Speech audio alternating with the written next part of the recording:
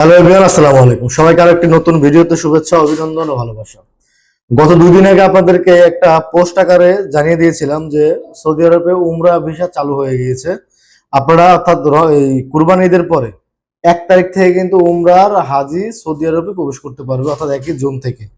এবং সেই সাথে আরেকটা বিষয় আপনাদেরকে অবগত করতে চাই, যারা ফ্যামিলি সৌদি আরবে আনতে চান অর্থাৎ ভিজিট ভিসায়, কিংবা আমরা যেটাকে বলি জিয়ারা ভিসা তথাকথিত, সেই জিয়ারা ভিসায় আপনি চাইলে এখনই আজকে থেকে আবেদন করতে পারেন। তবে হ্যাঁ, সিঙ্গেল এন্ট্রি চালু আছে, মাল্টিপলটা কিন্তু এখনো বন্ধ। তো আর দেরি কিসের? যারাই পরিবারকে সৌদি আরবে আনতে চান, এখন আসলে ম্যাক্সিমাম আপনি 11 মাস অব্দি রাখতে পারবেন।